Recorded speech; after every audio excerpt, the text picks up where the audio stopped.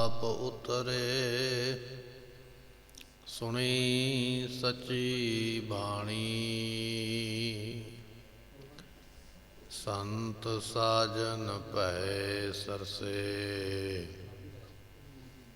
ਪੂਰੇ ਗੁਰ ਤੇ ਜਾਣੀ। ਸੁਣਤੇ ਪੁਨੀਤ ਕਹਤੇ ਪਵਿੱਤ, ਸਤਿਗੁਰ ਰਹਿਆ ਭਰਪੂਰੇ। ਬਿਨਵੰਤ ਨਾਨਕ ਗੁਰ ਚਰਨ ਲਾਗੇ, ਵਾਜੇ ਅਨਹਦ ਤੂਰੇ।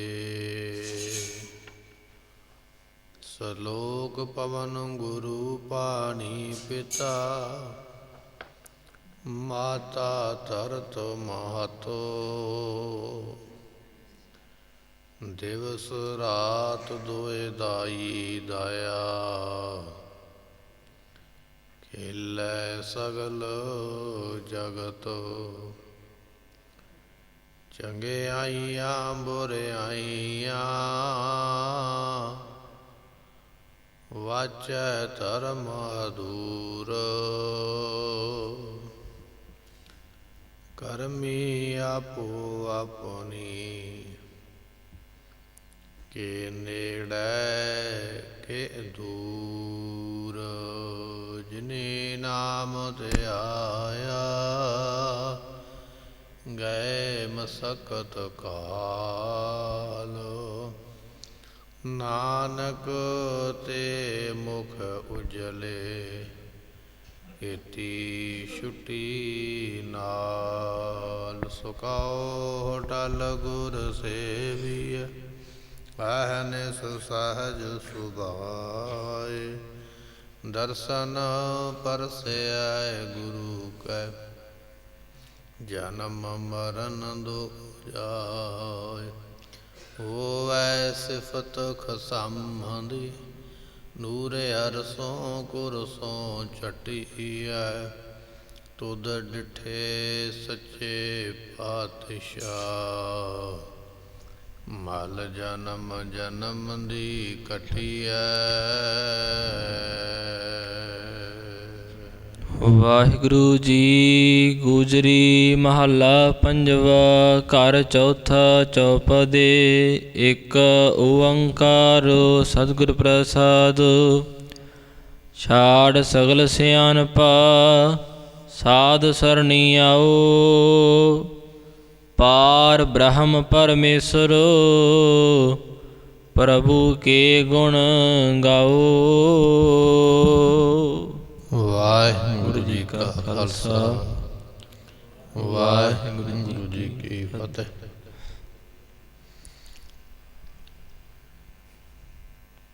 ਪਤਿਤ ਪਾਵਨ ਗਰੀਬ ਨਵਾਜ ਸਤਿਗੁਰੂ ਗੁਰੂ ਗ੍ਰੰਥ ਸਾਹਿਬ ਜੀਆਂ ਦੀ ਪਵਿੱਤਰ ਪਾਵਨ ਹਜ਼ੂਰੀ ਅੰਦਰ ਬਿਰਾਜਮਾਨ ਹੋ ਰਹੀ ਗੁਰੂ ਕੀ ਸੰਗਤ ਆਪ ਸੰਗਤਾਂ ਨੇ ਸਤਿਗੁਰਾਂ ਦੇ ਦਰਬਾਰੇ ਅੰਦਰ ਬੈਠ ਕੇ ਰਸ ਪਿੰਨੇ ਗੁਰਬਾਣੀ ਦੇ ਕੀਰਤਨ ਸ਼ਬਦ ਸਰਵਣ ਕੀਤੇ। ਅੰਮ੍ਰਿਤ ਵੇਲੇ ਦੇ ਇਸ ਸਮੇਂ ਅੰਦਰ ਆਪਾਂ ਇਸ ਵੇਲੇ ਲੜੀਵਾਰ ਗੁਰਬਾਣੀ ਦੀ ਕਥਾ ਜੋ ਸਤਿਗੁਰੂ ਜੀ ਸਾਨੂੰ ਇੱਕ ਇੱਕ ਅੱਖਰ ਦੇ ਦੁਆਰਾ ਉਪਦੇਸ਼ ਦੇ ਕੇ ਸਾਡਾ ਭਲਾ ਕਰ ਰਹੇ ਨੇ ਔਰ ਜਿਹੜੀ ਕਿ ਦਾਤ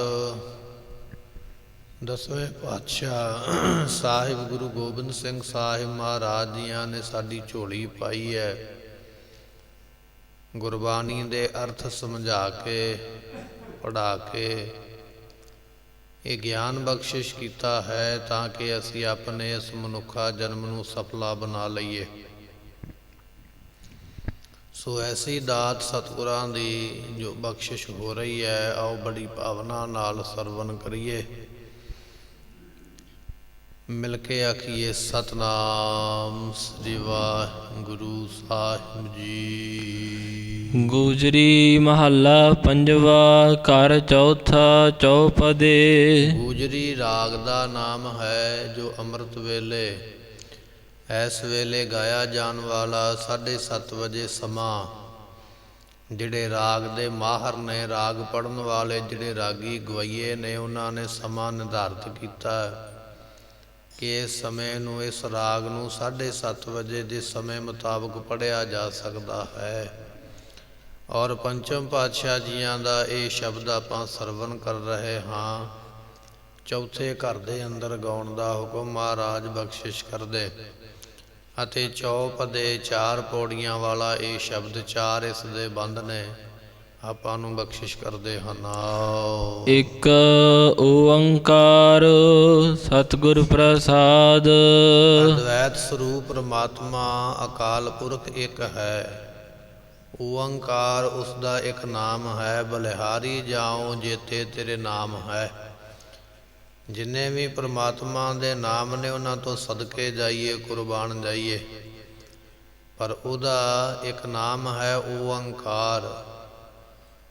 ਜਿਸ ਨੂੰ ਉਚਾਰਿਆ, ਜਿਸ ਨੂੰ ਪੜ੍ਹਿਆ, ਜਿਸ ਨੂੰ ਸਿਮਰਿਆ, ਉਹ ਰੱਖਿਆ ਕਰਦਾ ਹੈ। ਉਹ ਓੰਕਾਰ ਇੱਕ ਹੈ। ਸਾਹਿਬ ਮੇਰਾ ਏਕੋ ਹੈ, ਏਕੋ ਹੈ ਭਾਈ, ਏਕੋ ਹੈ ਸਭਨਾ ਜੀਆਂ ਕਾ ਇੱਕ ਦਾਤਾ। ਥਾਵਾਂ ਥਾਵਾਂ ਤੇ ਮਹਾਰਾਜ ਜੀਆਂ ਨੇ ਇੱਕ ਦੀ ਗੱਲ ਕੀਤੀ ਹੈ ਵੀ ਉਹ ਪਰਮੇਸ਼ਰ ਇੱਕ ਹੈ, ਵੱਖ ਵੱਖ ਰੂਪਾਂ ਵਿੱਚ ਆ ਕੇ ਦੁਨੀਆ ਦਾ ਭਲਾ ਕਰਦਾ ਹੈ, ਦੁਨੀਆ ਵਿੱਚ ਉਹ ਵਿਚਰਦਾ ਹੈ।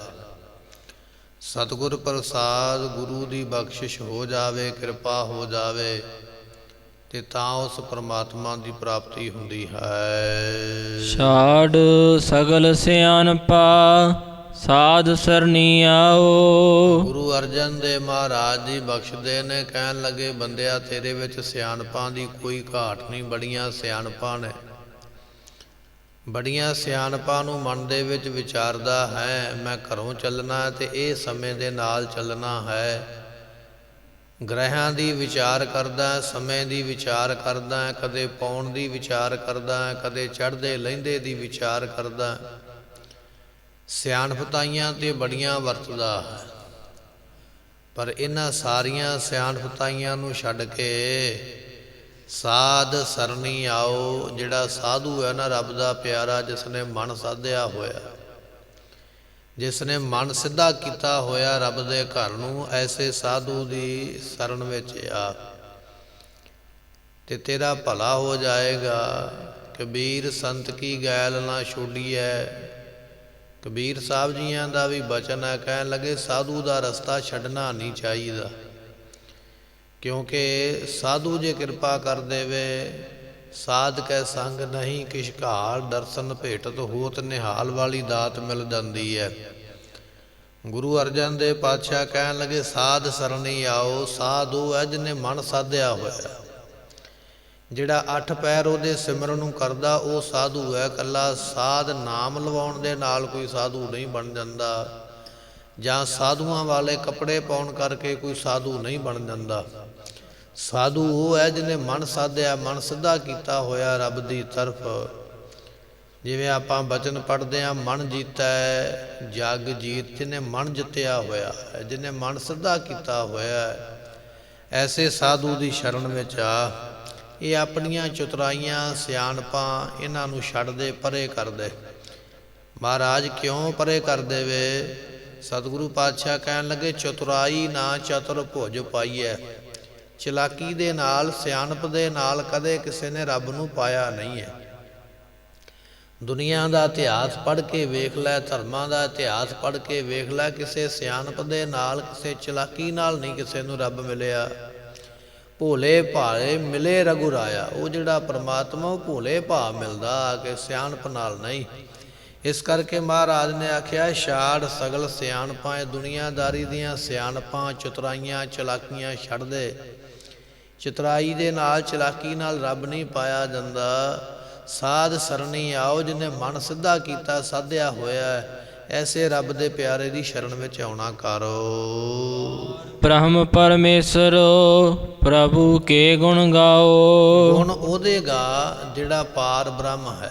ਵੈਸੇ ਤੇ ਦੁਨੀਆ ਬੰਦੇ ਦੇ ਗੁਣ ਗਾਉਂਦੀ ਹੈ, ਫਲਾਣੇ ਨੇ ਮੇਰੇ ਤੇ ਇਹ ਪਰਉਪਕਾਰ ਕੀਤਾ ਹੈ, ਜਾਂ ਗੁਣ ਤਾਂ ਗਾਏ ਜਾਂਦੇ ਵੀ ਇਹ ਕੱਲ੍ਹ ਨੂੰ ਔਖੇ ਵੇਲੇ ਮੇਰੇ ਕੰਮ ਆਵੇਗਾ।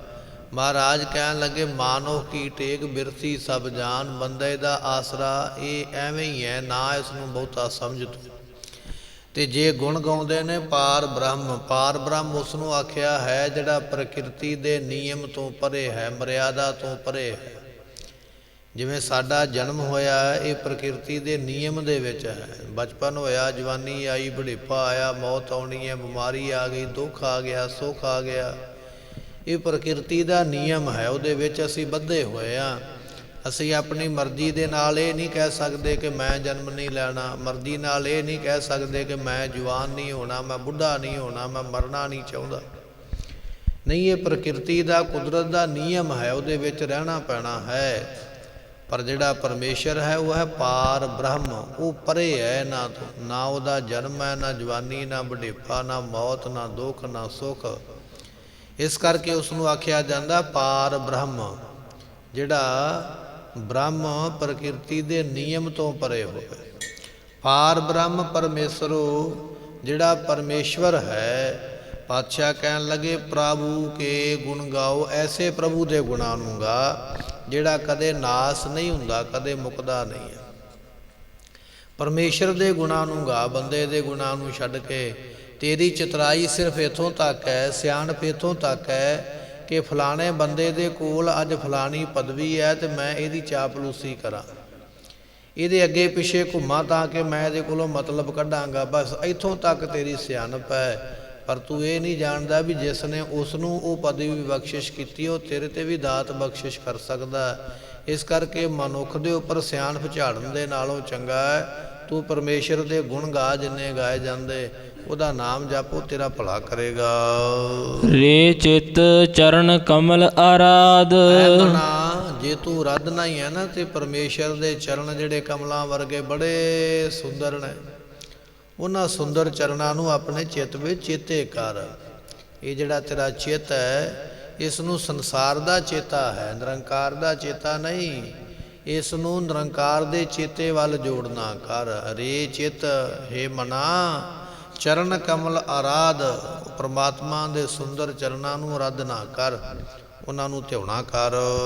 ਸਰਬ ਸੁਖ ਕਲਿਆਣ ਪਾਵਹਿ, ਮਿਟੈ ਸਗਲ ਉਪਾਦ। ਸਤਿਗੁਰੂ ਜੀ, ਜੇ ਚਰਨ ਕਮਲਾਂ ਨੂੰ ਰਾਧਾਂਗੇ, ਧਿਆਵਾਂਗੇ, ਕੀ ਹੋਵੇਗਾ? ਤੇ ਪਾਤਸ਼ਾਹ ਜੀ ਕਹਿਣ ਲੱਗੇ ਸਰਬ ਸੁਖ, ਦੁਨੀਆ ਦੇ ਤਮਾਮ ਸੁੱਖ ਤੈਨੂੰ ਮਿਲ ਜਾਣਗੇ। ਜਿਨ੍ਹਾਂ ਸੁੱਖਾਂ ਦੇ ਵਾਸਤੇ ਤੂੰ ਦੌੜਿਆ ਫਿਰਦਾ ਨਾ, ਦਿਨੇ ਰਾਤ ਭੱਜਾ ਫਿਰਦਾ ਹੈ, ਉਹ ਸੁੱਖ ਤੈਨੂੰ ਬੈਠਿਆਂ ਪ੍ਰਾਪਤ ਹੋ ਜਾਣਗੇ।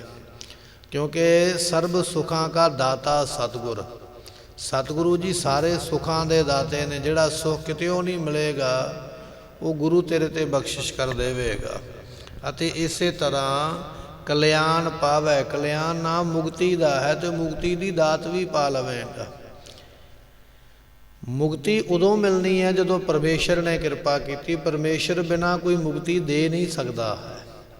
ਤੇ ਨਾਮ ਦੇ ਵਿੱਚ ਏਡੀ ਵੱਡੀ ਮਹਿਮਾ ਹੈ, ਏਡੀ ਵੱਡੀ ਬਖਸ਼ਿਸ਼ ਹੈ। ਨਾਮ ਜਪੇਗਾ ਤੇਰੀ ਕਲਿਆਣ ਮੁਕਤੀ ਵੀ ਹੋ ਜਾਏਗੀ। ਤੇ ਪਾਤਸ਼ਾਹ ਕਹਿਣ ਲੱਗੇ ਮਿਟੇ ਸਗਲ ਉਪਾਦ। ਇਹ ਜਿੰਨੀਆਂ ਉਪਾਧੀਆਂ ਨੇ, ਜਿੰਨੀਆਂ ਬਿਪਤਾ ਨੇ, ਜਿੰਨੇ ਦੁੱਖ ਨੇ, ਜਿੰਨੇ ਕਸ਼ਟ ਨੇ, ਉਹ ਸਾਰੇ ਮਿਟ ਜਾਂਦੇ, ਮੁੱਕ ਜਾਂਦੇ ਹਨ। ਰਹਾਉ ਮਾਤ ਪਿਤਾ ਸੁਤ ਮੀਤ ਭਾਈ, ਤਿਸ ਬਿਨਾ ਨਹੀਂ ਕੋਏ। ਸਤਿਗੁਰੂ ਜੀ ਨੂੰ ਪੁੱਛਿਆ ਮਹਾਰਾਜ ਤੁਸੀਂ ਨਾਮ ਜਪਣ ਦੀ ਗੱਲ ਕਰਦੇ ਹੋ, ਪਰਮੇਸ਼ਰ ਨੂੰ ਧਿਆਉਣ ਦੀ ਗੱਲ ਕਰਦੇ ਹੋ, ਕਾਰਨ ਕੀ ਹੈ?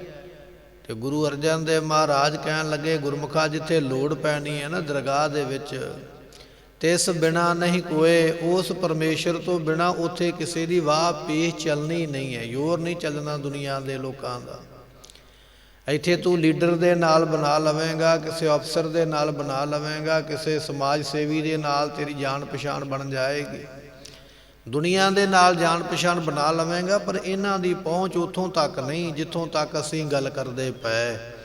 ਸੋ ਮਹਾਰਾਜ ਕਹਿਣ ਲੱਗੇ, ਮਾਤ ਪਿਤਾ, ਮਾਤਾ ਨੇ ਜਨਮ ਦਿੱਤਾ, ਪਿਤਾ ਨੇ ਪਾਲਿਆ ਹੈ। ਦੋ ਵੱਡੀਆਂ ਰਿਸ਼ਤੇਦਾਰੀਆਂ ਨੇ ਜਿਹੜੀਆਂ ਲੈਣ ਦੇਣ ਤੋਂ ਪਰੇ ਹੋ ਕੇ ਪਿਆਰ ਕਰਦੀਆਂ ਹਨ, ਜਿਨ੍ਹਾਂ ਵਿੱਚ ਲੈਣ ਦੇਣ ਦਾ ਕੋਈ ਸੰਸਾਰੀ ਰੀਤੀ ਰਿਵਾਜ ਨਹੀਂ ਹੈ। ਬਹੁਤੀਆਂ ਰਿਸ਼ਤੇਦਾਰੀਆਂ ਲੈਣ ਦੇਣ ਦੇ ਉੱਪਰ ਟਿਕੀਆਂ ਨੇ। ਫਲਾਣੇ ਨੇ ਮੈਨੂੰ ਇਹ ਦਿੱਤਾ ਹੈ ਤੇ ਮੈਂ ਉਹਨੂੰ ਇਹ ਵਸਤੂ ਦੇਣੀ ਹੈ। ਪਰ ਮਾਂ ਬਾਪ ਇੱਕ ਇਹੋ ਜਿਹੇ ਨੇ ਜਿਹੜੇ ਇਸ ਚੀਜ਼ ਦੀ ਤਮੰਨਾ ਨਹੀਂ ਰੱਖਦੇ ਮੈਨੂੰ ਕੁਝ ਮਿਲਿਆ ਕਿ ਨਹੀਂ ਮਿਲਿਆ, ਸੋ ਉਹ ਦਿੰਦੇ ਨੇ ਹਰ ਵੇਲੇ। ਪਾਤਸ਼ਾਹ ਕਹਿਣ ਲੱਗੇ, ਮਾਂ ਦੀ ਵੀ ਪਹੁੰਚ ਨਹੀਂ ਹੈ ਰੱਬ ਦੀ ਦਰਗਾਹ ਦੇ ਵਿੱਚ ਤੈਨੂੰ ਦੁੱਖਾਂ ਤੋਂ ਜਮਾਂ ਤੋਂ ਛੁਡਾ ਲਵੇ, ਅਤੇ ਬਾਪ ਦੀ ਪਹੁੰਚ ਵੀ ਨਹੀਂ ਹੈ ਕਿ ਉੱਥੋਂ ਤੱਕ ਪਹੁੰਚ ਕਰਕੇ ਤੈਨੂੰ ਜਮਾਂ ਤੋਂ ਮੁਕਤ ਕਰਾ ਦੇਵੇ, ਦਰਗਾਹ ਦੇ ਵਿੱਚ ਨਹੀਂ ਕਰ ਸਕਦਾ ਹੈ। ਸਤਨਾਮ ਪੁੱਤਰ ਦਾ ਹੈ। ਤੇਰਾ ਪੁੱਤਰ ਭਾਵੇਂ ਕਿੰਨਾ ਵੀ ਇਲਾਕੇ ਵਿੱਚ ਫਿਰਿਆ ਹੋਇਆ, ਕਿੰਨਾ ਵੀ ਮਸ਼ਹੂਰ ਕਿਉਂ ਨਾ ਹੋ ਜਾਵੇ, ਕਿੱਡੀ ਵੀ ਵੱਡੀ ਪਦਵੀ ਤੇ ਪਹੁੰਚ ਜਾਵੇ, ਪਰ ਪੁੱਤਰ ਵੀ ਤੇਰਾ ਬਚਾ ਨਹੀਂ ਸਕਦਾ ਜਮਾਂ ਦੇ ਕੋਲੋਂ ਰੱਬ ਦੀ ਦਰਗਾਹ ਦੇ ਵਿੱਚ। ਮੀਤ ਨਾਮ ਮਿੱਤਰਾਂ ਦਾ, ਜਿਹੜੇ ਤੇਰੇ ਪਿਆਰੇ ਪਿਆਰੇ ਮਿੱਤਰ ਨੇ, ਜਿਹੜੇ ਤੇਰੀ ਮਦਦ ਕਰਨ ਵਾਸਤੇ ਹਰ ਵੇਲੇ ਤਿਆਰ ਰਹਿੰਦੇ ਨੇ, ਜਿਨ੍ਹਾਂ ਨੇ ਆਪਣਾ ਆਪ ਤੇਰੇ ਤੇ ਨਿਸ਼ਾਵਰ ਕਰ ਦਿੱਤਾ ਹੈ, ਇਹੋ ਜਿਹੇ ਮਿੱਤਰ ਵੀ ਤੈਨੂੰ ਰੱਬ ਦੀ ਦਰਗਾਹ ਵਿੱਚ ਬਚਾ ਕੋਈ ਨਹੀਂ ਸਕਦੇ। ਅਤੇ ਭਾਈ ਨਾਮ ਭਰਾਵਾਂ ਦਾ ਹੈ। ਤੇਰੇ ਭਰਾ ਜਿਹੜੇ ਨੇ ਸਕੇ, ਜਿਨ੍ਹਾਂ ਦੇ ਵਿੱਚ ਤੂੰ ਕਹਿੰਦਾ ਹੈ ਵੀ ਸਾਡਾ ਖੂਨ ਇੱਕ ਹੈ। ਮਹਾਰਾਜ ਕਹਿਣ ਲੱਗੇ, ਮਾਤ ਪਿਤਾ ਸੁਤ ਮੀਤ ਭਾਈ, ਤਿਸ ਬਿਨਾ ਨਹੀਂ ਕੋਏ। ਇਹ ਸਾਰੀਆਂ ਰਿਸ਼ਤੇਦਾਰੀਆਂ ਤੈਨੂੰ ਰੱਬ ਦੀ ਦਰਗਾਹ ਵਿੱਚ ਰੱਖ ਨਹੀਂ ਹੋ ਸਕਦੀਆਂ, ਤੈਨੂੰ ਦੁਨੀਆ ਤੇ ਬਚਾ ਨਹੀਂ ਸਕਦੀਆਂ ਹਨ, ਕਿਉਂਕਿ ਇੱਕ ਪਰਮੇਸ਼ਰ ਇਹੋ ਜਿਹਾ ਸਮਰੱਥ ਹੈ ਜਿਹੜਾ ਇਸ ਲੋਕ ਦੇ ਵਿੱਚ ਤੇ ਪਰਲੋਕ ਦੇ ਵਿੱਚ ਸਮਰੱਥ ਹੈ। ਤਿੱਥੈ ਤੂੰ ਸਮਰੱਥ ਜਿੱਥੈ ਕੋਏ ਨਾਹੀਂ। ਗੁਰੂ ਪਾਤਸ਼ਾਹ ਦਾ ਬਚਨ ਹੈ, ਗੁਰਬਾਣੀ ਦਾ। ਜਿੱਥੇ ਦੁਨੀਆ ਦੀਆਂ ਪਹੁੰਚ ਖਤਮ ਹੋ ਜਾਵੇ, ਉੱਥੇ ਪਰਮੇਸ਼ਰ ਫਿਰ ਵੀ ਹੱਥ ਦੇ ਕੇ ਰੱਖ ਲੈਂਦਾ ਹੈ। ਊਤ ਜੀ ਨਾਲ ਸੰਗੀ ਸਰਬ ਰਵਿਆ ਸੋਏ। ਦੁਨੀਆ ਦੀਆਂ ਰਿਸ਼ਤੇਦਾਰੀਆਂ ਜਿਹੜੀਆਂ ਨੇ ਨਾ, ਜਦੋਂ ਮੁਸੀਬਤ ਪੈ ਜਾਵੇ ਤੇ ਚੰਗੇ ਤੋਂ ਚੰਗਾ ਰਿਸ਼ਤੇਦਾਰ, ਚੰਗੇ ਤੋਂ ਚੰਗਾ ਮਿੱਤਰ ਛੱਡ ਕੇ ਪਰੇ ਹੋ ਜਾਂਦਾ। ਕੋਈ ਆਪਣੇ ਘਰ ਵਿੱਚ ਰੱਖਣ ਨੂੰ ਜਾਂ ਮਦਦ ਕਰਨ ਨੂੰ ਤਿਆਰ ਨਹੀਂ ਹੁੰਦਾ। ਜਿਸ ਤਰ੍ਹਾਂ ਕਿ ਹੁਣ ਆਪਾਂ ਦੇਖਦੇ ਹਾਂ, ਬੜੀ ਭਿਆਨਕ ਬਿਮਾਰੀ ਚੱਲੀ ਸੰਸਾਰ ਦੇ ਵਿੱਚ। ਇਸ ਬਿਮਾਰੀ ਦੇ ਨਾਲ ਆਪਾਂ ਦੇਖਿਆ ਹੈ ਕਿ ਦੁਨੀਆ ਨੇ ਆਪਣਿਆਂ ਨੂੰ ਪਰੇ ਕਰ ਦਿੱਤਾ। ਮਹਾਰਾਜ ਕਹਿਣ ਲੱਗੇ, ਦੁਨੀਆ ਦੇ ਭਾਵੇਂ ਕੋਈ ਮਾਂ ਬਾਪ ਨੇ, ਭੈਣਾਂ ਭਰਾ ਨੇ, ਮਿੱਤਰ ਦੋਸਤ ਨੇ, ਬੜਾ ਪਿਆਰ ਜਤਾਉਂਦੇ ਨੇ, ਵਿਖਾਉਂਦੇ ਨੇ, ਪਰ ਮਹਾਰਾਜ ਕਹਿਣ ਲੱਗੇ ਇਸ ਲੋਕ ਦੇ ਵਿੱਚ ਵੀ ਉਹ ਕੰਮ ਨਹੀਂ ਆਏ। ਪਰਲੋਕ ਵਿੱਚ ਕੰਮ ਹੋਣਾ ਤੇ ਬੜੀ ਦੂਰ ਦੀ ਗੱਲ ਹੈ। ਪਰਲੋਕ ਵਿੱਚ ਤੇ ਇਹਨਾਂ ਦੀ ਪਹੁੰਚ ਨਹੀਂ, ਤਾਂ ਨਹੀਂ ਕੰਮ ਆਏ। ਪਰ ਲੋਕ ਦੇ ਵਿੱਚ ਹੀ ਬਿਮਾਰੀ ਵੇਖ ਕੇ ਡਰ ਗਏ, ਮੈਂ ਇਹਦੇ ਕੋਲ ਜਾਵਾਂਗਾ ਮੈਨੂੰ ਲੱਗ ਜਾਏਗੀ, ਮੈਂ ਮਰ ਜਾਵਾਂਗਾ। ਇਹ ਦੁਨੀਆ ਦੇ ਲੋਕ ਇਸ ਲੋਕ ਵਿੱਚ ਛੱਡ ਗਏ ਤੇ ਪਰਲੋਕ ਵਿੱਚ ਇਹਨਾਂ ਨੇ ਨਾਲ ਕੋਈ ਨਹੀਂ ਨਿਭਣਾ। ਪਰ ਮਹਾਰਾਜ ਕਹਿਣ ਲੱਗੇ, ਈਤ ਊਤ, ਇਸ ਲੋਕ ਦੇ ਵਿੱਚ ਔਰ ਪਰਲੋਕ ਦੇ ਵਿੱਚ ਜੀ ਨਾਲ ਸੰਗੀ। ਪ੍ਰਮਾਤਮਾ ਇਹੋ ਜਿਹਾ ਜਿਹੜਾ ਇਸ ਲੋਕ ਵਿੱਚ ਵੀ ਤੇਰਾ ਸਾਥ ਨਹੀਂ ਛੱਡੇਗਾ ਅਤੇ ਪਰਲੋਕ ਦੇ ਵਿੱਚ ਵੀ ਤੇਰਾ ਸਾਥ ਨਹੀਂ ਛੱਡੇਗਾ, ਤੇਰੇ ਨਾਲ ਨਿਭੇਗਾ। ਉਹ ਮੁਸੀਬਤ ਵਿੱਚ ਸਾਥ ਨਹੀਂ ਛੱਡਦਾ ਹੈ। ਧੰਨ ਗੁਰੂ ਹਰਕ੍ਰਿਸ਼ਨ ਪਾਤਸ਼ਾਹ ਮਹਾਰਾਜ ਜੀ ਦਿੱਲੀ ਦੀ ਧਰਤੀ ਤੇ ਚਰਨ ਪਾਏ ਤੇ ਕਹਿਣ ਲੱਗੇ, ਦਿੱਲੀ ਦੇ ਵਿੱਚ ਬੜਾ ਭਿਆਨਕ ਚੇਚਕ ਦਾ ਰੋਗ, ਸੀਤਲਾ ਦਾ ਰੋਗ ਫੈਲਿਆ ਹੋਇਆ। ਆਪਣਿਆਂ ਨੇ ਆਪਣਿਆਂ ਨੂੰ ਛੱਡ ਦਿੱਤਾ। ਲੋਕ ਦਿੱਲੀ ਛੱਡ ਕੇ ਬਾਹਰ ਨੂੰ ਦੌੜ ਉੱਠੇ ਅਤੇ ਜਿਸ ਕਿਸੇ ਨੂੰ ਬਿਮਾਰੀ ਲੱਗਦਾ ਨਹੀਂ, ਚੁੱਕ ਕੇ ਘਰੋਂ ਬਾਹਰ ਕੱਢ ਦੇਣਾ ਵੀ ਤੜਫਦਾ ਰਹਿ, ਆਪੇ ਮਰ ਜਾਏਗਾ, ਅਸੀਂ ਤੇਰੇ ਕੋਲ ਜਾਵਾਂਗੇ, ਸਾਨੂੰ ਵੀ ਇਹ ਬਿਮਾਰੀ, ਇਹ ਬਿਪਤਾ ਲੱਗ ਸਕਦੀ ਹੈ। ਜਦੋਂ ਐਸਾ ਹਾਲ ਦਿੱਲੀ ਦਾ ਹੋਇਆ, ਬਿਮਾਰੀ ਦੇ ਨਾਲ ਹਾਏ ਹਾਏ ਦਿੱਲੀ ਕਰ ਉੱਠੀ, ਉਸ ਵੇਲੇ ਧੰਨ ਗੁਰੂ ਹਰਕ੍ਰਿਸ਼ਨ ਪਾਤਸ਼ਾਹ ਮਹਾਰਾਜ ਦੇ ਚਰਨਾਂ ਵਿੱਚ ਬੇਨਤੀ ਕੀਤੀ, ਮਹਾਰਾਜ ਕਿਰਪਾ ਕਰੋ। ਤੇ ਸਤਿਗੁਰੂ ਪਾਤਸ਼ਾਹ ਮਹਾਰਾਜ ਜੀਆਂ ਨੇ ਫਿਰ ਬਖਸ਼ਿਸ਼ ਕਰਕੇ ਆਖਿਆ, ਜਿਸ ਸਰੋਵਰ ਵਿੱਚ, ਜਿਸ ਤਲਾਬ ਦੇ ਵਿੱਚ, ਜਿਸ ਚਲੇ ਵਿੱਚ ਅਸੀਂ ਇਸ਼ਨਾਨ ਕਰਦੇ ਹਾਂ, ਇਸ ਜਲ ਦੇ ਨਾਲ ਇਹਨਾਂ ਦਾ ਇਸ਼ਨਾਨ ਕਰਾਓ, ਇਹਨਾਂ ਦੇ ਰੋਗ ਦੂਰ ਹੋ ਜਾਣਗੇ। ਸੋ ਗੁਰੂ ਹਰਕ੍ਰਿਸ਼ਨ ਪਾਤਸ਼ਾਹ ਮਹਾਰਾਜ ਜੀਆਂ ਨੇ ਫਿਰ ਐਸੀ ਬਖਸ਼ਿਸ਼ ਕੀਤੀ, ਜਿਨ੍ਹਾਂ ਨੂੰ ਘਰਾਂ ਵਿੱਚੋਂ ਕੱਢ ਦਿੱਤਾ ਸੀ ਨਾ ਪਰਿਵਾਰਾਂ ਨੇ, ਵੀ ਇਹਨਾਂ ਨੂੰ ਬਿਮਾਰੀ ਲੱਗ ਗਈ ਹੈ, ਇਹ ਤੋਂ ਬਿਮਾਰੀ ਹੁਣ ਸਾਨੂੰ ਗਾਂਹ ਲੱਗ ਸਕਦੀ ਹੈ, ਉਹਨਾਂ ਦੇ ਉੱਪਰ ਐਸੀ ਦਾਤ ਮਹਾਰਾਜ ਨੇ ਬਖਸ਼ੀ, ਉਹਨਾਂ ਨੂੰ ਵੀ ਰੋਗ ਤੋਂ ਰਹਿਤ ਕਰ ਦਿੱਤਾ। ਇਸ ਲੋਕ ਦੇ ਵਿੱਚ ਵੀ ਗੁਰੂ ਸਾਥ ਨਹੀਂ ਛੱਡਦਾ ਹੈ, ਭਾਵੇਂ ਕਿ ਰਿਸ਼ਤੇਦਾਰ ਛੱਡ ਜਾਣ, ਮਿੱਤਰ ਦੋਸਤ ਛੱਡ ਜਾਣਗੇ, ਪਰ ਗੁਰੂ ਨੇ ਉੱਥੇ ਰੱਖਿਆ ਕਰਕੇ ਉਹਨਾਂ ਨੂੰ ਬਚਾਇਆ। ਊਤ ਨਾਮ ਪਰਲੋਕ ਦਾ, ਪਰਲੋਕ ਦੇ ਵਿੱਚ ਵੀ ਗੁਰੂ ਰੱਖਿਆ ਕਰ ਲੈਂਦਾ ਹੈ। ਜੀ ਨਾਲ ਸੰਗੀ, ਪਰਮੇਸ਼ਰ ਦਾ ਨਾਮ ਤੇ ਹਰ ਵੇਲੇ ਤੇਰੇ ਅੰਗ ਸੰਗ ਤੇਰੀ ਰੱਖਿਆ ਕਰਦਾ ਹੈ। ਤੇ ਪਾਤਸ਼ਾਹ ਕਹਿਣ ਲੱਗੇ, ਸਰਬ ਰਵਿਆ ਸੋਏ, ਭਾਈ ਪਿਆਰਿਆ, ਕੋਈ ਇਹੋ ਜਿਹੀ ਜਗ੍ਹਾ ਹੈ ਨਹੀਂ ਵੀ ਜਿੱਥੇ ਪਰਮਾਤਮਾ ਨਾ ਹੋਵੇ। ਇਹ ਗੱਲ ਵੱਖਰੀ ਹੈ ਕਿ ਸਾਡੀ ਵੇਖਣ ਵਾਲੀ ਅੱਖ ਨਹੀਂ ਹੈ, ਸਾਨੂੰ ਦੱਸਿਆ ਨਹੀਂ ਹੈ, ਪਰ ਮਹਾਤਮਾ ਲੋਕਾਂ ਦੇ ਬਚਨ ਨੇ, ਘਟ ਘਟ ਮੈਂ ਹਰ ਜੂ ਬਸੈ ਸੰਤਨ ਕਹਿਓ। ਪੁਕਾਰ ਜਿਨ੍ਹਾਂ ਨੇ ਵੇਖਿਆ ਨਾ, ਉਹਨਾਂ ਨੇ ਇਹ ਗੱਲ ਦੱਸੀ ਹੈ ਵੀ ਉਹ ਕੋਈ ਇਹੋ ਜਿਹੀ ਜਗ੍ਹਾ ਨਹੀਂ ਜਿੱਥੇ ਉਹ ਨਹੀਂ ਸਮਾਇਆ ਹੋਇਆ ਹੈ। ਕੋਟ ਯਤਨ ਉਪਾਵ ਮਿਥਿਆ, ਕਛ ਨ ਆਵੈ ਕਾਮ। ਬੰਦਾ ਕਰੋੜਾਂ ਯਤਨ ਕਰ ਲਵੇ, ਹਿੰਮਤ ਕਰ ਲਵੇ, ਮਿਹਨਤ ਕਰ ਲਵੇ, ਦੁਨੀਆ ਵਿੱਚ ਆਪਣਾ ਨਾਮ ਬਣਾ ਲਵੇ, ਰੁਤਬਾ ਬਣਾ ਲਵੇ, ਜੋ ਕੁਝ ਮਰਜ਼ੀ ਕਰ ਲਵੇ। ਪਾਤਸ਼ਾਹ ਕਹਿਣ ਲੱਗੇ ਕੋਟ ਯਤਨ, ਅਨੇਕ ਤਰ੍ਹਾਂ ਦੇ ਕੀਤੇ ਯਤਨ, ਉਪਾਵ ਕੀਤੇ ਹੋਏ ਉਦਮ, ਜੋ ਮਰਜ਼ੀ ਕੀਤੇ ਨੇ, ਪਰ ਪਾਤਸ਼ਾਹ ਕਹਿਣ ਲੱਗੇ ਇਹ ਸਾਰੇ ਮਿਥਿਆ, ਝੂਠੇ ਹੀ ਨੇ। ਕਿਸ ਵਾਸਤੇ? ਕਛੂ ਨਾ ਆਵੈ ਕਾਮ, ਜਦੋਂ ਦੁਨੀਆ ਨੂੰ ਛੱਡ ਕੇ ਤੁਰਨਾ, ਇਹ ਦੁਨੀਆ ਦੀ ਬਣਾਈ ਹੋਈ ਜਾਣ ਪਛਾਣ, ਦੁਨੀਆ ਵਿੱਚ ਕੀਤੇ ਹੋਏ ਯਤਨ ਕੰਮ ਨਹੀਂ ਆਉਣਗੇ, ਜਾਣ ਪਛਾਣ ਵੀ ਕੰਮ ਨਹੀਂ ਆਵੇਗੀ। ਛੂਟਤ ਨਾਹੀ ਕੋਟ ਲੱਖ ਬਾਹੀ, ਗੁਰੂ ਪਾਤਸ਼ਾਹ ਨੇ ਗੱਲ ਹੀ ਖਤਮ ਕਰ ਦਿੱਤੀ। 10 20 50 100 ਬੰਦਿਆਂ ਨਾਲ ਬਣਾ ਲਵੇਂਗਾ, ਕੀ ਹੋ ਜਾਏਗਾ? ਅਸੀਂ ਲੱਖਾਂ ਦੀ ਗੱਲ ਕਰਦੇ ਹਾਂ, ਲੱਖਾਂ ਲੋਕ ਤੇਰੇ ਮਗਰ ਹੋ ਜਾਣ, ਲੱਖਾਂ ਲੋਕ ਤੇਰੀ ਸਲਾਹ ਲੈ ਕੇ ਚੱਲਦੇ ਹੋਣ, ਪਰ ਉਹ ਲੱਖਾਂ ਲੋਕ ਵੀ ਤੈਨੂੰ ਛੁਡਾ ਕੋਈ ਨਹੀਂ ਹੋ ਸਕਦੇ। ਸੋ ਪਾਤਸ਼ਾਹ ਕਹਿਣ ਲੱਗੇ ਭਾਈ ਕਛ ਨਾ ਆਵੈ ਕਾਮ, ਇਹ ਦੁਨੀਆ ਦੀ ਜਾਣ ਪਛਾਣ, ਦੁਨੀਆ ਦੇ ਮਰਾਤਬੇ, ਦੁਨੀਆ ਦੇ ਅਹੁਦੇ, ਦੁਨੀਆ ਦਾ ਤਾਕਤ ਬਲ, ਇਹ ਤੇਰੇ ਪਰਲੋਕ ਦੇ ਵਿੱਚ ਜਾਂ ਜਮਾਂ ਤੋਂ ਛੁਡਾਉਣ ਤੋਂ ਤੇਰੇ ਕੰਮ ਨਹੀਂ ਆ ਸਕਦਾ ਹੈ। ਸਰਨ ਸਾਧੂ ਨਿਰਮਲਾ, ਗਤ ਹੋਏ ਪ੍ਰਭ ਕੈ ਨਾਮ। ਮਹਾਰਾਜ ਕਹਿਣ ਲੱਗੇ ਭਾਈ ਸ਼ਰਨ ਜਾ ਸਾਧੂਆਂ ਦੀ, ਤੇ ਸਾਧੂ ਕਿਹੋ ਜਿਹਾ? ਜਿਹੜਾ ਨਿਰਮਲ ਹੋ ਚੁੱਕਿਆ ਹੈ, ਜਿਹੜਾ ਪਵਿੱਤਰ ਹੋ ਚੁੱਕਿਆ ਹੈ। ਜੇ ਸਾਧੂ ਨੇ ਆਪਣਾ ਮਨ ਸਾਧਿਆ ਹੋਇਆ, ਐਸੇ ਸਾਧੂ ਦੀ ਸ਼ਰਨ ਵਿੱਚ ਜਾਵੇਂਗਾ ਤੇ ਤਾਂ ਤੇਰਾ ਭਲਾ ਹੋਵੇਗਾ। ਉਹ ਤੈਨੂੰ ਉਪਦੇਸ਼ ਦੇ ਕੇ ਤੈਨੂੰ ਕਿਨਾਰੇ ਲਾ ਦੇਵੇਗਾ। ਕੁੰਡੀ ਬਿਨ ਕੈਸੇ ਗੰਠ ਚੜਾਈਐ, ਬਾਣੀ ਦਾ ਬਚਨ ਹੈ। ਜੇ ਗੰਢ ਪਾਉਣੀ ਹੈ ਤੇ ਉਹਦੇ ਵਾਸਤੇ ਵਲ ਦੇਣਾ ਪੈਂਦਾ, ਵਲ ਦੇ ਕੇ ਫਿਰ ਗੰਢ ਪੈਂਦੀ ਹੈ। ਜਿੰਨਾ ਚਿਰ ਵਲ ਨਹੀਂ ਦੇਵੇਂਗਾ ਰੱਸੀ ਨੂੰ, ਰੱਸੇ ਨੂੰ, ਉਹਨਾਂ ਚਿਰ ਗੰਢ ਪੈਣੀ ਨਹੀਂ ਹੈ। ਜਿਵੇਂ ਵਲ ਦਿੱਤੇ ਬਿਨਾ ਰੱਸੇ ਦੀ ਕੁੰਡੀ ਪੈ ਨਹੀਂ ਸਕਦੀ ਹੈ, ਅਤੇ ਇਸੇ ਤਰ੍ਹਾਂ ਸਾਧੂ ਤੋਂ ਬਿਨਾ ਜਿਹੜਾ ਹੈ ਉਹ ਮੁਕਤੀ ਪ੍ਰਾਪਤ ਨਹੀਂ ਹੁੰਦੀ ਹੈ। ਮਹਾਰਾਜ ਜੀਆਂ ਨੇ ਕਬੀਰ ਸਾਹਿਬ ਦੀ ਰਸਨਾ ਤੋਂ ਬੜੀ ਸੋਹਣੀ ਸਾਨੂੰ ਬਖਸ਼ਿਸ਼ ਕੀਤੀ ਹੈ। ਜੈਸੇ ਮੰਦਰ ਮਹਿ ਜਾਂ ਬਲ ਹਰ ਨਾ ਠਾਹਰੈ, ਬਚਨ ਕੀਤਾ ਸਤਿਗੁਰਾਂ ਨੇ। ਕਹਿਣ ਲੱਗੇ ਭਾਈ ਮੰਦਰ ਜਿਹੜਾ ਘਰ ਹੈ ਨਾ, ਉਹ ਸ਼ਤੀਰ ਦੇ ਆਸਰੇ ਉਹਦੀ ਛੱਤ ਖਲੋਤੀ ਹੋਈ ਹੈ। ਜਿਵੇਂ ਅੱਜ ਨਵਾਂ ਜ਼ਮਾਨਾ ਹੈ, ਬੀਮ ਪਾਏ ਹੋਏ ਨੇ, ਬੀਮ ਪਿਆ ਹੋਇਆ ਤੇ ਉਹਦੇ ਆਸਰੇ ਛੱਤ ਖਲੋਤੀ ਹੈ। ਪਹਿਲਾਂ ਲੋਕ ਸ਼ਤੀਰ ਵਗੈਰਾ ਪਾਉਂਦੇ ਸਨ ਤੇ ਉਹਦੇ ਆਸਰੇ ਛੱਤਾਂ ਖਲੋ ਜਾਂਦੀਆਂ।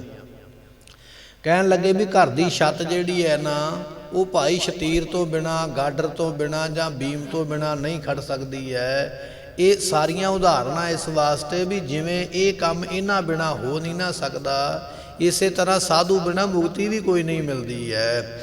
ਦੂਜਾ ਬਚਨ ਆ ਗਿਆ ਨਾਮ ਬਿਨਾ ਕੈਸੇ ਪਾਰ ਉਤਰੈ, ਨਾਮ ਤੋਂ ਬਿਨਾ ਪਾਰ ਕੋਈ ਨਹੀਂ ਉਤਰਿਆ ਜਾਣਾ। ਜਿਵੇਂ ਸ਼ਤੀਰ ਤੋਂ ਬਿਨਾ ਛੱਤ ਨਹੀਂ ਹੋ ਸਕਦੀ, ਨਾਮ ਤੋਂ ਬਿਨਾ ਮੁਕਤੀ ਨਹੀਂ ਹੋ ਸਕਦੀ। ਇਹ ਸਮਝ ਲੈ ਚੰਗੀ ਤਰ੍ਹਾਂ। ਇਹ ਬਚਨ ਸਤਿਗੁਰਾਂ ਦਾ ਆਪਣੇ ਮਨ ਦੇ ਵਿੱਚ। ਕੁੰਭ ਬਿਨਾ ਜਲ ਨਾ ਟਿਕਾਵੈ, ਜੇ ਪਾਣੀ ਨੂੰ ਰੱਖਣਾ ਨਾ ਪੀਣ ਵਾਸਤੇ ਵੀ ਸਵੇਰ ਤੱਕ, ਉਹਦੇ ਵਾਸਤੇ ਘੜਾ ਚਾਹੀਦਾ। ਘੜੇ ਵਿੱਚ ਪਾਣੀ ਪਾ ਕੇ ਰੱਖੇਗਾ, ਸਵੇਰੇ ਵੀ ਪੀ ਸਕਦਾ, ਸ਼ਾਮ ਨੂੰ, ਦੁਪਹਿਰੇ, ਜਦੋਂ ਮਰਜ਼ੀ ਪੀ ਲਵੇਂਗਾ। ਜੇ ਤੂੰ ਆਖੇ ਵੀ ਉਹ ਪਾਣੀ ਮੈਂ ਡੋਲ ਦਿਆਂ ਧਰਤੀ ਤੇ ਸਵੇਰੇ ਇਹ ਡੁੱਲਿਆ ਪਾਣੀ ਪੀ ਲਵਾਂਗਾ, ਨਹੀਂ ਪ੍ਰਾਪਤ ਹੋਣਾ। ਉਹਦੇ ਵਾਸਤੇ ਘੜਾ ਚਾਹੀਦਾ। ਜਾਂ ਅੱਜ ਆਪਾਂ ਕਹਿ ਦਈਏ ਵੀ ਵੱਖ-ਵੱਖ ਭਾਂਡੇ ਨੇ ਸਾਡੇ ਕੋਲ, ਬੋਤਲਾਂ ਨੇ ਜਾਂ ਹੋਰ ਸਮਾਨ ਹੈ ਜਿਹਦੇ ਵਿੱਚ ਅਸੀਂ ਪਾਣੀ ਭਰ ਕੇ ਰੱਖ ਲੈਂਦੇ ਵੀ ਇਹਨੂੰ ਬਾਅਦ ਵਿੱਚ ਪੀਵਾਂਗੇ। ਭਾਵ ਇਹ ਆ ਵੀ ਭਾਂਡੇ ਬਿਨਾ ਪਾਣੀ ਰੋਕਿਆ ਨਹੀਂ ਜਾ ਸਕਦਾ। ਜੇ ਭਾਂਡਾ ਕੋਲ ਹੈ ਤੇ ਤਾਂ ਪਾਣੀ ਸਵੇਰ ਤੱਕ ਤੇਰੇ ਕੋਲ ਟਿਕੇਗਾ, ਨਹੀਂ ਤੇ ਧਰਤੀ ਉਸ ਨੂੰ ਖਿੱਚ ਲਵੇਗੀ ਆਪਣੇ ਵਿੱਚ। ਘੜੇ ਤੋਂ ਬਿਨਾ ਪਾਣੀ ਨਹੀਂ ਰੋਕਿਆ ਜਾ ਸਕਦਾ। ਗੁਰਮੁਖਾ ਇਸੇ ਤਰ੍ਹਾਂ ਨਾਮ ਜਪੇ ਤੋਂ ਬਿਨਾ ਮੁਕਤੀ ਕੋਈ ਨਹੀਂ ਮਿਲਣੀ। ਇਹ ਬਚਨ ਸਮਝ ਲੈ ਆਪਣੇ ਮਨ ਦੇ ਵਿੱਚ।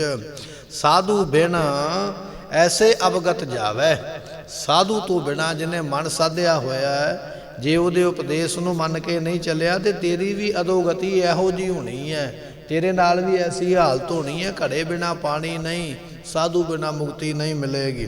ਪਾਤਸ਼ਾਹ ਕਹਿਣ ਲੱਗੇ ਜੈਸੇ ਜਲ ਹਰ ਬਿਨਾ ਜਿਮੀ ਨਹੀਂ ਬੋਈਐ। ਹੁਣ ਧਰਤੀ ਦੇ ਵਿੱਚ ਬੀ ਬੋਣਾ ਤੇ ਕਿਸਾਨ ਚਾਹੀਦਾ, ਕਿਸਾਨ ਆ ਕੇ ਬੀ ਪਾਵੇਗਾ, ਪੈਲੀ ਦਾ ਵੱਤਰ ਵੇਖੇਗਾ, ਮੌਸਮ ਵੇਖੇਗਾ ਵੀ ਇਸ ਮੌਸਮ ਦੇ ਵਿੱਚ ਇਹ ਬੀਜ ਬੀਜਿਆ ਜਾ ਸਕਦਾ ਹੈ, ਇੰਨਾ ਇਹਨੂੰ ਵੱਤਰ ਚਾਹੀਦਾ, ਇੰਨੀ ਪੈਲੀ ਗਿੱਲੀ ਚਾਹੀਦੀ, ਇੰਨੀ ਸੁੱਕੀ ਚਾਹੀਦੀ ਹੈ। ਕਿਸਾਨ ਬੀ ਪਾਵੇਗਾ, ਫਸਲ ਤਾਂ ਹੋਵੇਗੀ। ਜਿਹੜੇ ਬੰਦੇ ਨੂੰ ਜਾਣਕਾਰੀ ਨਹੀਂ ਹੈ ਉਹ ਫਸਲ ਕਿਵੇਂ ਪੈਦਾ ਕਰੇਗਾ? ਕਿਸਾਨ ਤੋਂ ਬਿਨਾਂ ਖੇਤੀ ਨਹੀਂ ਹੈ, ਕਿਸਾਨ ਹੈ ਤੇ ਤਾਂ ਖੇਤੀ ਹੈ, ਤਾਂ ਹੀ ਸਾਨੂੰ ਅੰਨ ਪ੍ਰਾਪਤ ਹੁੰਦਾ। ਕਹਿਣ ਲੱਗੇ ਸੂਤ ਬਿਨਾ ਕੈਸੇ ਮਣੀ ਪਰੋਈਐ। ਜਿੰਨਾ ਚਿਰ ਸੂਤ ਧਾਗਾ ਨਹੀਂ ਕੋਲ ਉਹਨਾਂ ਚਿਰ ਜਿਹੜਾ ਨਾ ਹਾਰ ਨਹੀਂ ਪਰੋਇਆ ਜਾ ਸਕਦਾ। ਜੇ ਹਾਰ ਪਰੋਣਾ ਹੈ ਭਾਵੇਂ ਫੁੱਲਾਂ ਦਾ ਤੇ ਭਾਵੇਂ ਮਣੀ ਮਣਕਿਆਂ ਦਾ ਹੈ, ਇਹ ਹਾਰ ਵੀ ਧਾਗੇ ਬਿਨਾ ਨਹੀਂ ਪਰੋਇਆ ਜਾਂਦਾ, ਧਾਗਾ ਹੋਵੇਗਾ ਤੇ ਤਾਂ ਗੱਲ ਬੰਨੀ ਹੈ। ਕਹਿਣ ਲੱਗੇ ਭਾਈ ਪਿਆਰਿਆ ਘੁੰਡੀ ਬਿਨ ਕਿਆ ਗੰਠ ਚੜਾਈਐ। ਜਿੰਨਾ ਚਿਰ ਵਲ ਨਹੀਂ ਪਾਉਣਾ ਆਉਂਦਾ ਉਹਨਾਂ ਚਿਰ ਗੰਢ ਵੀ ਕੋਈ ਨਹੀਂ ਉਹ ਪੈਣੀ, ਵਲ ਪਾਵੇਂਗਾ ਤੇ ਫਿਰ ਗੰਢ ਪੈਣੀ ਹੈ। ਇਹ ਸਾਰੇ ਬਚਨ ਉਹਨਾਂ ਨੇ ਇਸ ਵਾਸਤੇ ਸਮਝਾਏ ਵੀ ਜਿਵੇਂ ਇਹ ਗੱਲਾਂ ਜ਼ਰੂਰੀ ਨੇ। ਕਹਿਣ ਲੱਗੇ ਸਾਧੂ ਬਿਨ ਤੈਸੇ ਅਵਗਤ ਜਾਈਐ। ਇਸੇ ਤਰ੍ਹਾਂ ਸਾਧੂ ਤੋਂ ਬਿਨਾਂ ਵੀ ਅਵਗਾਤੀ ਜਾਈਦਾ, ਗਤੀ ਨਹੀਂ ਹੁੰਦੀ ਹੈ, ਮੁਕਤੀ ਨਹੀਂ ਹੁੰਦੀ ਹੈ। ਕਿਉਂ ਨਹੀਂ ਹੁੰਦੀ ਹੈ? ਕਿਉਂਕਿ ਜਿਵੇਂ ਘੜਾ ਪਾਣੀ ਘੜੇ ਬਿਨਾਂ ਨਹੀਂ ਹੈ, ਸਾਧੂ ਬਿਨਾਂ ਮੁਕਤੀ ਵੀ ਨਹੀਂ ਹੈ। ਉਹ ਉਪਦੇਸ਼ ਦੇਵੇਗਾ, ਰਸਤਾ ਦੱਸੇਗਾ।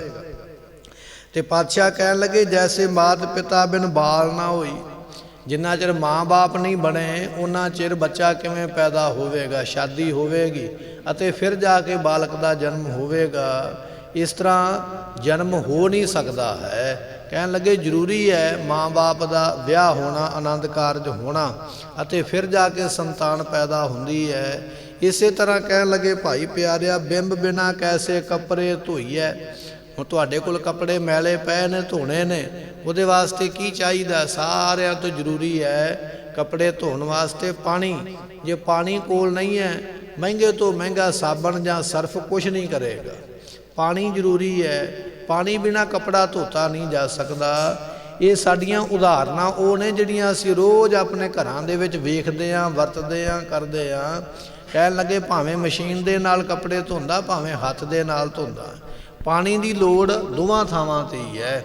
ਪਾਣੀ ਬਿਨਾ ਕੱਪੜਾ ਸਾਫ਼ ਨਹੀਂ ਹੋ ਸਕਦਾ, ਸਾਧੂ ਬਿਨਾ ਮੁਕਤੀ ਨਹੀਂ ਹੋ ਮਿਲ ਸਕਦੀ। ਇਹ ਬਚਨ ਪੱਲੇ ਬੰਨ ਲੈ ਆਪਣੇ। ਸੋ ਮਹਾਰਾਜ ਕਹਿਣ ਲੱਗੇ ਘੋਰ ਬਿਨਾ ਕੈਸੇ ਅਸਵਾਰ। ਹੁਣ ਜੇ ਕੋਈ ਬੰਦਾ ਚਾਹਵੇ ਵੀ ਮੈਂ ਸਵਾਰੀ ਕਰਨੀ ਹੈ ਤੇ ਪਹਿਲਾਂ ਘੋੜਾ ਲਿਆਉਣਾ ਪਵੇਗਾ। ਘੋੜੇ ਬਿਨਾ ਕਾਹਤੇ ਚੜ੍ਹੇਗਾ? ਘੋੜਾ ਹੋਵੇਗਾ ਤੇ ਤਾਂ ਸਵਾਰੀ ਹੋਵੇਗੀ ਨਾ। ਜੇ ਕੋਈ ਬੰਦਾ ਆਖੇ ਮੈਂ ਗੱਡੀ ਚਲਾਉਣੀ ਚਾਹੁੰਦਾ ਹਾਂ ਤੇ ਗੱਡੀ ਤਾਂ ਹੀ ਚਲਾਵੇਗਾ ਨਾ ਜੇ ਗੱਡੀ ਹੋਵੇਗੀ ਤੇ ਫਿਰ ਹੀ ਚਲਾਵੇਗਾ, ਬਿਨਾਂ ਗੱਡੀ ਤੋਂ ਕੀ ਚਲਾ ਲਵੇਗਾ? ਇਸੇ ਤਰ੍ਹਾਂ ਜਿੰਨਾ ਚਿਰ ਘੋੜਾ ਕੋਲ ਨਹੀਂ ਉਹਨਾਂ ਚਿਰ ਸਵਾਰੀ ਕਾਹਦੀ ਹੈ? ਘੋੜੇ ਬਿਨਾਂ ਸਵਾਰੀ ਨਹੀਂ ਕੀਤੀ ਜਾ ਸਕਦੀ। ਤੇ ਪਾਤਸ਼ਾਹ ਕਹਿਣ ਲੱਗੇ ਸਾਧੂ ਬਿਨ ਨਾ ਹੀ ਦਰਬਾਰ। ਇਸੇ ਤਰ੍ਹਾਂ ਭਾਈ ਪਿਆਰਿਆ ਸਾਧੂ ਤੋਂ ਬਿਨਾਂ ਪਰਮਾਤਮਾ ਦੇ ਦਿਦਾਰੇ ਵੀ ਨਹੀਂ ਉਹ ਪ੍ਰਾਪਤ ਹੁੰਦੇ। ਜਿਵੇਂ ਸਵਾਰੀ ਵਾਸਤੇ ਘੋੜਾ ਜ਼ਰੂਰੀ ਹੈ, ਕੱਪੜੇ ਧੋਣ ਵਾਸਤੇ ਪਾਣੀ ਜ਼ਰੂਰੀ ਹੈ, ਮੁਕਤੀ ਦੇ ਵਾਸਤੇ ਸਾਧੂ ਦਾ ਉਪਦੇਸ਼ ਵੀ ਜ਼ਰੂਰੀ ਹੈ, ਤਾਂ ਮੁਕਤੀ ਹੋਣੀ ਹੈ। ਤੇ ਸਤਿਗੁਰੂ ਪਾਤਸ਼ਾਹ ਕਹਿਣ ਲੱਗੇ ਜੈਸੇ ਬਾਜੇ ਬਿਨ ਨਹੀਂ ਲੀਜਿਆ ਫੇਰੀ। ਹੁਣ ਜੇ ਕਿਸੇ ਨੇ ਨੱਚਣਾ ਹੈ, ਕੁੱਦਣਾ ਹੈ ਤੇ ਉਹਨੂੰ ਪਹਿਲਾਂ ਵਾਜਾ ਵਜਾਉਣਾ ਪਵੇਗਾ, ਢੋਲਕੀ ਵਜਾਉਣੀ ਪਵੇਗੀ, ਸਾਜ਼ ਵਜਾਉਣੇ ਪੈਣਗੇ। ਸਾਜ਼ ਵੱਜਣਗੇ ਤੇ ਫਿਰ ਨੱਚਣ ਵਾਲਾ ਨੱਚੇਗਾ। ਜਦੋਂ ਮੰਗਤੇ ਆਉਂਦੇ ਮੰਗਣ ਵਾਸਤੇ ਘਰ ਦੇ ਵਿੱਚ ਉਹ ਨਾਲ ਇੱਕ ਢੋਲਕੀ ਵਜਾਉਣ ਵਾਲਾ, ਇੱਕ ਨੱਚਣ ਵਾਲਾ ਹੈ। ਖੁਸਰੇ ਆਉਂਦੇ ਘਰਾਂ ਦੇ ਵਿੱਚ ਨੱਚਣ ਵਾਸਤੇ ਉਹਨਾਂ ਦੇ ਨਾਲ ਵੀ ਕੋਈ ਚਿਮਟਾ ਵਜਾਉਣ ਵਾਲਾ, ਕੋਈ ਛਾਣਾ ਵਜਾਉਣ ਵਾਲਾ, ਕੋਈ ਘੁੰਗਰੂ ਵਜਾਉਣ ਵਾਲਾ ਹੈ, ਕੋਈ ਢੋਲਕੀ ਵਜਾਉਣ ਵਾਲਾ ਹੈ। ਸਾਜ਼ ਤੋਂ ਬਿਨਾਂ ਨੱਚਿਆ ਵੀ ਨਹੀਂ ਜਾ ਸਕਦਾ ਹੈ। ਤੇ ਜਿਵੇਂ ਜਿਵੇਂ ਸਮੇਂ ਨੇ ਤਰੱਕੀ ਕੀਤੀ, ਅੱਜ ਵੱਡੇ ਵੱਡੇ ਹਾਰਨ ਬਣ ਗਏ, ਡੀਜੇ ਬਣ ਗਏ, ਉਹਨਾਂ 'ਤੇ ਬੜਾ ਕੁਝ ਚਲਾਇਆ ਜਾਂਦਾ ਤੇ ਉਹਦੇ ਨਾਲ ਨੱਚਿਆ ਜਾਂਦਾ ਹੈ। ਮਹਾਰਾਜ ਕਹਿਣ ਲੱਗੇ ਜੇ ਨਾਚ ਵੀ ਕਰਨਾ ਨਾ, ਨਿਰਤਕਾਰੀ ਵੀ ਕਰਨੀ ਹੈ, ਉਹਦੇ ਵਾਸਤੇ ਵੀ ਵਾਜੇ ਗਾਜੇ ਪਹਿਲਾਂ ਵਜਾਉਣੇ ਪੈਣਗੇ, ਫਿਰ ਜਾ ਕੇ ਕੋਈ ਨੱਚਦਾ ਹੈ। ਇਹ ਸਾਰੀਆਂ ਉਦਾਹਰਨਾਂ ਦੇ ਕੇ ਕਹਿਣ ਲੱਗੇ ਕਹਿ ਕਬੀਰ ਇਹ ਕਹਿ ਕਰ ਕਰਨਾ, ਗੁਰਮੁਖ ਹੋਏ ਬਹੁਰ ਨਹੀਂ ਮਰਨਾ। ਬਚਨ ਇਹ ਹੈ ਵੀ ਸਾਧੂ ਦੀ ਸ਼ਰਨ ਤੋਂ ਬਿਨਾਂ ਮੁਕਤੀ ਨਹੀਂ ਹੋ ਤੈਨੂੰ ਮਿਲਣੀ। ਇੱਥੇ ਮਹਾਰਾਜ ਕਹਿ ਰਹੇ ਨੇ, ਕਹਿਣ ਲੱਗੇ ਭਾਈ ਸਰਨ ਸਾਧੂ ਨਿਰਮਲਾ ਗਤ ਹੋਏ ਪ੍ਰਭ ਕੈ ਨਾਮ। ਸਾਧੂ ਦੀ ਸੰਗਤ ਬੜੀ ਪਵਿੱਤਰ ਹੈ ਤੇ ਜਦੋਂ ਪਵਿੱਤਰ ਸੰਗਤ ਵਿੱਚ ਮਿਲੇਗਾ, ਨਾਮ ਜਪੇਗਾ, ਤੇਰੀ ਮੁਕਤੀ ਹੋਵੇਗੀ। ਨਾਮ ਜਪੇ ਤੋਂ ਬਿਨਾਂ ਮੁਕਤ ਨਹੀਂ ਹੋਇਆ ਜਾ ਸਕਦਾ ਹੈ। ਅਗਮ ਦਇਆਲ ਪ੍ਰਭੂ ਉੱਚਾ ਸਰਨ ਸਾਧੂ ਜੋਗ। ਉਹ ਪ੍ਰਮਾਤਮਾ ਅਗਮ, ਮਨ ਦੀ ਗਮਤਾ ਤੋਂ ਪਰੇ ਹੈ। ਮਨ ਭਾਵੇਂ ਕਿੰਨਾ ਵੀ ਤੇਜ਼ ਭੱਜਦਾ ਹੈ ਪਰ ਪ੍ਰਮਾਤਮਾ ਤੱਕ ਫਿਰ ਵੀ ਨਹੀਂ ਪਹੁੰਚ ਪਾਉਂਦਾ। ਦਿਆਲ ਉਹ ਦਿਆਲੂ ਹੈ, ਉਹ ਪ੍ਰਮਾਤਮਾ ਸਾਰਿਆਂ ਤੋਂ ਉੱਚਾ ਹੈ। ਸਰਨ ਸਾਧੂ ਜੋਗ, ਜਿਹੜੇ ਸਾਧੂ ਉਹਦੀ ਸ਼ਰਨ ਵਿੱਚ ਪੈ ਗਏ ਨਾ, ਉਹਨਾਂ ਦੀ ਰੱਖਿਆ ਕਰਨ ਦੇ ਵੀ ਯੋਗ ਸਮਰੱਥ ਹੈ। ਜਿਹੜਾ ਉਹਦੀ ਸ਼ਰਨ ਵਿੱਚ ਚਲਾ ਗਿਆ ਉਹਦੀ ਉਹ ਰੱਖਿਆ ਵੀ ਕਰਦਾ ਹੈ। ਇੰਨੀ ਹਿੰਮਤ ਹੈ, ਇੰਨਾ ਬਲ ਹੈ ਉਸ ਪਰਮਾਤਮਾ ਦੇ ਵਿੱਚ, ਆਪਣੇ ਕੋਲ ਆਇਆਂ ਦੀ ਰੱਖਿਆ ਕਰਦਾ ਹੈ। ਤਿਸ ਪ੍ਰਾਪਤ ਨਾਨਕਾ ਜਿਸ ਲਿਖਿਆ ਧੁਰ ਸੰਜੋਗ। ਗੁਰੂ ਪਾਤਸ਼ਾਹ ਬਖਸ਼ਿਸ਼ ਕਰਦੇ ਕਹਿਣ ਲੱਗੇ, ਭਾਈ ਉਹ ਪਰਮਾਤਮਾ ਮਿਲਦਾ ਵੀ ਉਹਨਾਂ ਨੂੰ ਹੈ ਜਿਨ੍ਹਾਂ ਨੂੰ ਧੁਰ ਤੋਂ ਮੱਥੇ ਤੋਂ ਸੰਜੋਗ ਲਿਖੇ ਨੇ ਰੱਬ ਨੇ।